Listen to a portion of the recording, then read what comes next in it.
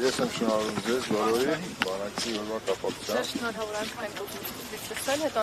Նախ շնորհավորում եմ բոլորիս, մենք իհարկե գտնվելով Եռաբլուրում գլխիկոր ենք բոլորս, բայց նաև պետք է խրոխտ լինենք, որովհետև այստեղից շատ կարևոր հաղորդագրություններ ունենք իրար ասելու, շատ կարևոր բաներ ունենք իրար հետ պայմանավորվելու։ Շատ ու շատ զրույցներ ունենք, որ մենք չենք կարել հանրության և հասարակության ներսում և հանրային համերաշխության չենք կարել։ Հետևաբար մենք այստեղ եկել ենք այսօր և շնորհավորելու միմյանց և հիշելու առաջի Արցախյան պատերազմի մեր եղբայրների և 44-օրյա Արցախյան երկրորդ պատերազմի մեր որդիների մոտ ենք այցելել և նաև իրենց ենք ուզում շնորհավորենք այսօրվա կապակցությամբ, որովհետև բանակն առանց իրենց հիշատակի մենք չենք պատկերացնում։ Եվ պարտավորեցնող է, այսօր պարտավորեցնող է այստեղ խոսել դրա մասին, խոսել բանակի մասին, բանակի ապագայի մասին, բանակաշինության ծրագրերի մասին։ Իհարկե մենք շատ չենք ծանոթ այսօր եթերը, բայց կուզենք, որ մենք իրար հետ նայենք ապագային, որպես անվտանգության հետ կապված բանակ գումարած անվտանգություն այս բանաձևը հստակ գիտակցելով, որովհետև այն խոսույթը, թե անվտանգություն ունենալու կամ խաղաղություն ունենալու համար բնավ պետք չէ ունենալ հզոր բանակ, դա քաղաքագիտության, պատմության և ընդհանրապես բանականության առումով որևէ բանի փորձության չի ենթարկում այդպիսի արտահայտությունը։ Մենք բոլորս գիտակցում ենք, որ մենք պետք է լինենք ուժեղ, հզոր, պետք է ունենանք բանակ, պետք է ունենանք արտաքին ռազմաքաղաքական հզոր դաշինքներ և ունենալով ուժեղ բանակ և ունենալով ռազմաքաղաքական դաշինքներ և մենք պետք է ապահովենք մեր անվտանգությունը։ Մենք եթե չունեցանք ուժեղ բանակ, մենք որևէ կերպ անվտանգ չենք կարող լինել, որովհետև ժամանակակից աշխարհում տեսնում եք ինչեր են տեղի ունենում և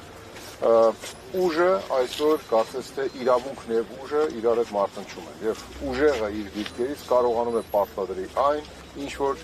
օրինակ 1 կամ 2 տասնամյակ առաջ սովորաբար մարդիկ կամ դիվանագետները փորձում են դիվանագիտական խողովակներով կամ քննարկումների կամ բանակցությունների միջոցով պաշտպանական ծախսերը կրճատելու հետ կապված ինչ կարող եք ասել եւ նաեւ այստեղ ամփոփված հերոսներից շատերը հենց կանոնավոր բանակ այսպես ունենալու ճանապարհին նաև ողբեցին իրենք են նաև կանոնավոր բանակը կերտողները հիմա մսխում է եւ իրենց աթափված այրունը եւ նաեւ հետագա պատերազմների ընթացքում հերոսների թափված այրունը։ Տեսեք, Ադրբեջանը այս տարվա բյուջեում ռազմական ծախսերը նախորդ տարվա համեմատ շուրջ 30%-ով ավելացրել։ Մենք կրճատել ենք մոտավորապես 110 միլիարդ դրամով։ Երբ որ հարց են տվել կամ հարցերի միջոցով փորձել են պարզել ինչն է պատճառը, տարբեր, այսպես ասած, պատասխանների շրջանակում նաև հնչել է, որ սոցիալական տարբեր ծրագրեր իրականացնելու համար մենք փորձել ենք հայթայթել միջոցներ։ Եվ երբ որ դու տեսնում ես, որ 110 միլիարդ կրճատելու ֆոնին, օրինակ 3 միլիարդ պարտիավճարավճարվում, օրինակ ազգային ժողովի 25 թվականի պետական բյուջեով խնայված միջոցները վերաուղղվում են պարտիավճարների, այստեղ առաջանում է հանրության մոտ հարցեր։ Այսինքն չկա որևէ խոսույթ, որը տրամաբանական է։ Եվ հետևաբար 110 միլիարդ դրամով ռազմական ծախսերը կրճատելը կարող է նաև ռևերանսային բան լինի ուղղված դեպի Ադրբեջանը, ցուցադրելու համար մեր ոչ ռազմատենչությունը, ճակերտավոր ասած։ Այնինչ պետք է լիներ հակառակը։ Այնինչ պետք է 20 թվականի նոյեմբերից հետո հստակ կերպով վերանայվեր 21 թվականի պետական բյուջեն, առաջնահերթությունները։ Եվ եթե դուք տեսնեք 21 թվականի պետական բյուջեն, 20 թվականի պետական բյուջեով իր տրամաբանությամբ եւ ծախսային ուղղություններով դրանից 22-ը, 23, 24-ը կա որոշակի աճ ցուցանիշների, բայց տրամաբանական առումով դրա վերաձևակերպում չկա։ Չկա այդպիսի վերաձևակերպում, որով որ հանրությունը կտեսներ, որ պատերազմից դասեր կա քաղաք եւ պատերազմի արդյունքում կրած վնասները, այդ թվում ռազմաարդյունաբերական, պաշտպանական, դրանք վերականգնելու հստակ մտադրություն կա։ Բայց պարոն Անանյան, Նիկոլ Փաշինյանի ներողություն եմ խնդրում, այսօրվա հայտարարության տեքստ մասին, եթե նայենք ձեր ասացի համատեքստում, ֆինանսավորումը ըստ էության ոչինչ չէր փոխելու, որովհետև նա նշում է, որ միջազգային գործընկերները զենք չէին վաճառում մեզ, դա էր պատճառը, որ մենք չէինք զինվում եւ նրանք մտավախություն ունեին, որ վաճառված զենքերը կտեղակայվեն ՀՀ սուվերեն տարածքից դուրս եւ որ օրինակ նաեւ ինչ-ինչ զենքերի մասին տեղեկատվություն հայտնի կդառնար հապտում։ Գիտեք, ես չեմ ուզում, որ մենք հիմա խոսենք, թե ինչ է ասել Նիկոլ Փաշինյանը։ Չեմ ուզում ընդհանրապես իմ ասացի համատեքստում տեսեք, եթե իրենց չէր հաջողվելու կամ իրենց չի հաջողվել, այդ չի նշանակում, որ Հայաստանի Հանրապետությանը չէր հաջողվել։ Միգուցե լիներ այլ վարչակարգ եւ հաջողվեր, միգուցե բանակցողը փոխվեր եւ հաջողվեր։ Գիտեք, այստեղ մի շատ կարևոր ծեծված արտահայտություն կա։ Պարտության սիմվոլը երբ որ մնում է, նրա հետ չեն բանակցում։ Նրան այլ կերպ են վերաբերում միջազգային ասպարեզներում։ Իհարկե նա պետք է արդեն հաշվի նստի տարբեր ատյաններում, տարբեր հարթություններում, տարբեր աշխարհաքաղաքական բևեռներում եւ երկրներում իր բաների հանդիպումների ժամանակ։ Հետևաբար այդ խոսքը որևէ արժեք չունի։ Մենք խոսում ենք ապագայի մասին, իսկ մեր պատկերացրած ապագայում ձեր կայակոչած անձը գոյություն չունի։ Հետևաբար եկեք չքննարկենք իրեն։ Բայց ներողություն իրենք անթակույց խոսում են նաև սպառազինությունների վերահսկման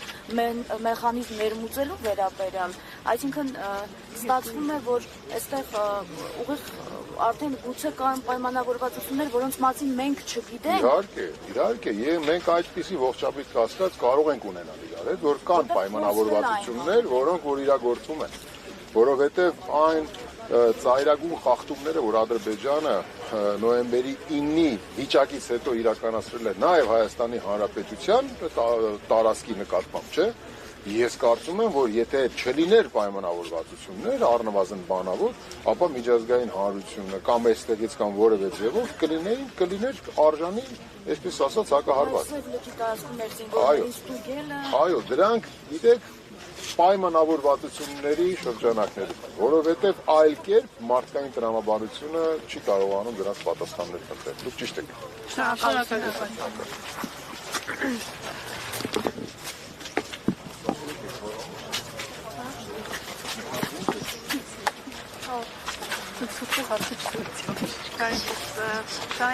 Նախ շնորհավորում եք եւ նաեւ ձեր ուղերձ օրվա կապակցությամբ այն մեծ մեծ ընթացք։ Ես միանում եմ բոլորին շնորհավորանքներին բանակի օրվա կապակցությամբ։ Այսօրը նախ եւ առաջ պատասխանատվության օրը բոլորիս համար, մեր պետության, մեր ժողովրդի համար։ Երբեք հաղթանակները, ինչպես նաեւ պարտությունները վերջնական չեն լինում, իրադրությունները փոփոխվելու հատկություն ունեն եւ մենք պարտավոր ենք դասեր քաղել այն սխալներից, ինչ որ մենք ունեցանք այս 35 տարիների ընթացքում։ Արժևորենք այն իրականությունը, որտեղ որ մենք ապրում ենք, հասկանանք բանակի արժեքը ինչ է եւ ինչի համար է ստեղծված ազգային եւ պետական բանակը, ապրենք այնպես, որ թե բանակը եւ թե այն նպատակները, ինչ որ բանակն իր առջեւ դրված